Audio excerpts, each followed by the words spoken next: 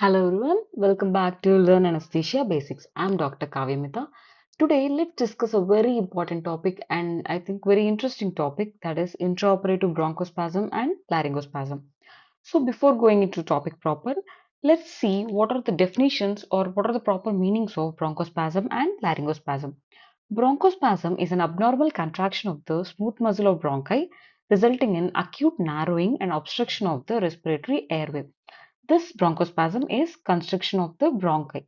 When it comes to laryngospasm is an exaggerated glottic closure reflex which persists long after the removal of stimulus. So, laryngospasm is an exaggerated glottic closure reflex. So, let's discuss in deep about bronchospasm. So, bronchospasm is a sign of exaggerated airway hyperreactivity. So, bronchospasm can be after induction or intubation during maintenance phase also. So after induction or intubation, it can be immediate hypersensitivity reaction, including IgE mediated anaphylaxis. It can also be due to non-allergic mechanisms like mechanical, pharmacological, and pathological. In mechanical, it is intubation induced. In pharmacological, it is due to histamine releasing drugs such as atracurium and mivacurium. In pathological conditions, it can be due to COPD and asthma. So, what is the mechanism of bronchospasm? There are varied mechanisms for the causes of bronchospasm. Let's discuss each one in detail. First, the upper airway is innervated by afferent sensory pathway. This afferent sensory pathways synapse at nucleus tractus solitarius. So this is one of the mechanism of bronchospasm. This can be abolished by local anesthetic spray and regional nerve blocks. So this local anesthetic spray and regional blocks prevents this reflex.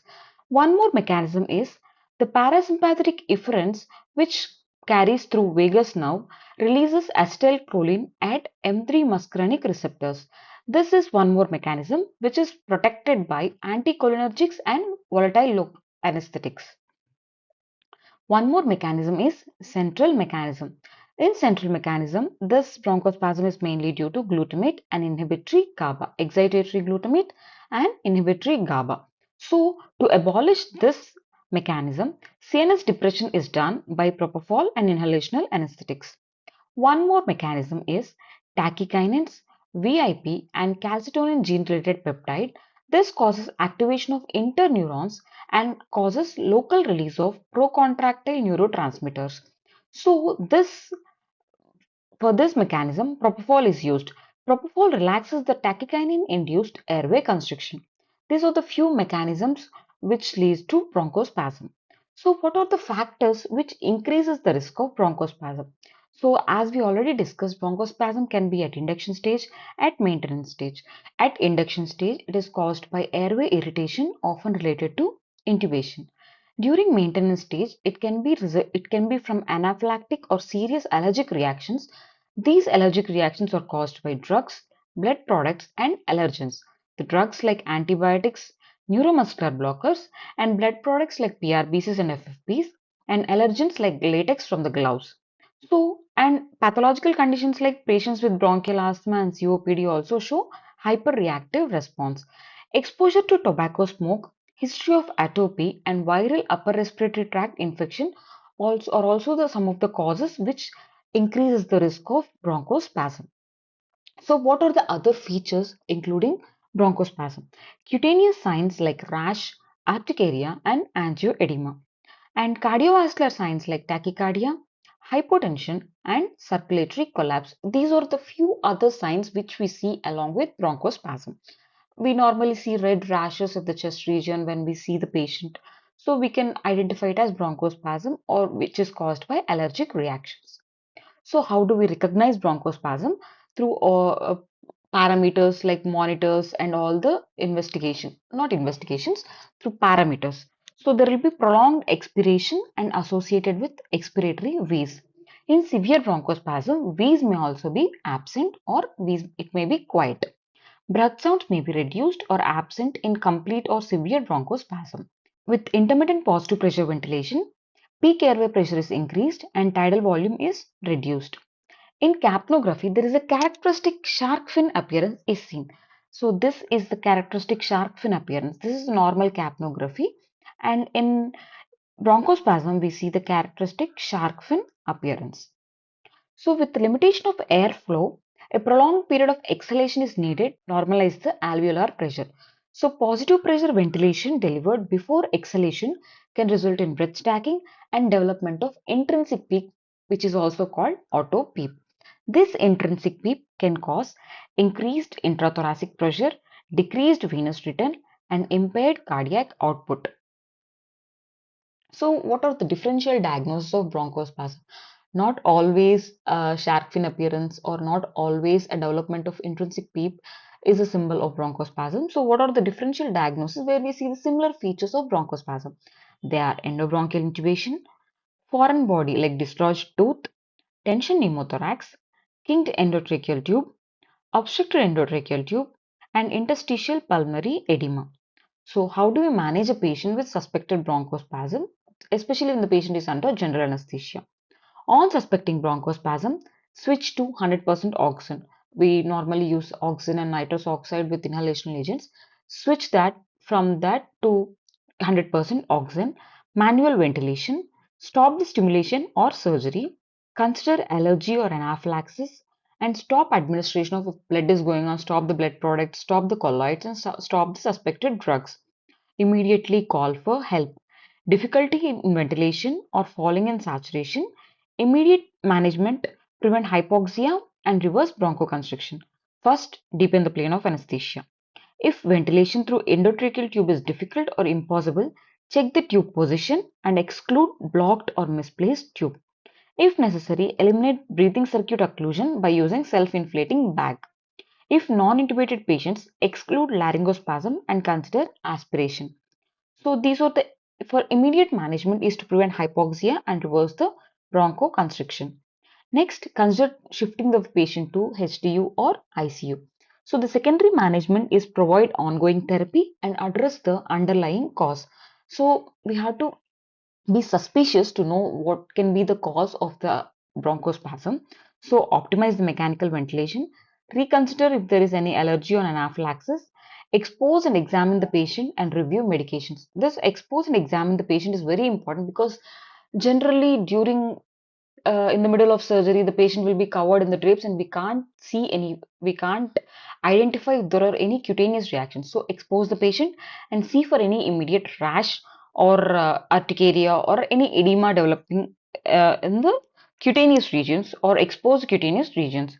If no improvement, consider pulmonary edema, pneumothorax, pulmonary embolus or foreign body. Consider abandoning or aborting the surgery. Request and review chest X-ray. Consider transfer to critical care for ongoing investigations and therapy. So there are two like first line drug therapy and second line drug therapy. The first line drug therapy is salbutamol metered dose inhaler 6 to 8 puffs repeated as necessary using an inline adapter or barrel of 60 ml syringe with tubing down, or I show you the images later on. The other method is nebulization 5 mg repeated as necessary or intravenous 250 mics slow IV, then 5 mics per minute up to 20 mics per minute. This is the metered dose inhaler. This is an adapter fitted to the breathing circuit on the patient side of HME, that heat and moisture exchanger. Depress the canister by hand using during inspiration to administer. This canister should be depressed during inspiration to administer the drug. This is an MDI canister which is placed in the barrel of a 60 ml syringe with a 15 centimeter extension length of IV tubing attached via lever lock. Feed the tubing down the ET tube and press the plunger to administer the drug. Then reconnect the breathing circuit and ventilate. So the second line drug therapy or ipratropium bromide, that is 0.5 mg nebulized 6 hourly, magnesium sulfate 50 mg per kg IV over 20 minutes, hydrocortisone 200 mg IV 6 hourly, ketamine bolus or deepen the plane of anesthesia by propofol also, bolus 10 to 20 mg, infusion 1 to 3 mg per kg per hour. In extreme conditions, adrenaline or epinephrine, nebulization 5 ml of 1 in 1000, intravenous 10 mics, that is 0.1 ml of 1 in 10,000 to 100 mics, 1 ml of 1 in 10,000, titrated according to the response. So we all know prevention is always better than cure. So how do we prevent bronchospasm? Patients with asthma and COPD should be thoroughly assessed.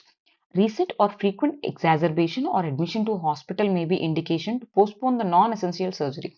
If the surgery is elective surgery and if it can be postponed, postpone the surgery until the patient is thoroughly assessed to prevent the bronchospasm.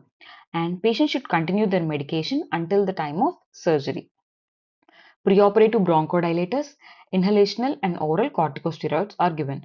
Chest physiotherapy and referred to a respiratory physician.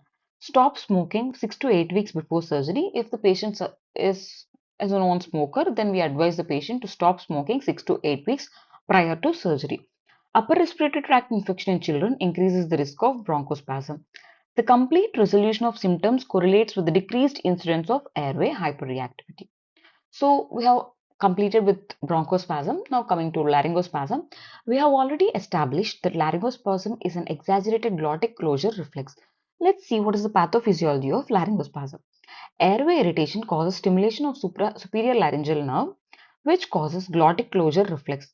This leads to stridor. So the immediate events of stridor are hypoxia, hypercarbia, and acidosis, which leads to hypertension and tachycardia, followed by hypotension and bradycardia, leading to ventricular arrhythmias and cardiac arrest. The delayed events, these are the immediate events. The delayed events are inspiration against the closed glottis leads to subatmospheric alveolar pressure. This causes transitation of fluid from the pulmonary capillaries, leading to negative pressure pulmonary edema. One of the delayed consequences of laryngospasm is negative pressure pulmonary edema. So, what are the clinical features? We have already discussed the clinical features of bronchospasm. Now, let's discuss what are the clinical features of laryngospasm. Acutely dyspneic and tachypneic patient. There will be intercostal and suprasternal notch in drawing. Abdominal wall rises, but chest sinks during inspiration and vice versa. There is a stridor, tracheal drug, paradoxical respiratory movements as obstruction worsens. And on auscultation, there will be inspiratory and expiratory sounds, which can be best heard with precordial stethoscope in children, which ceases completely on complete obstruction, that is silent chest.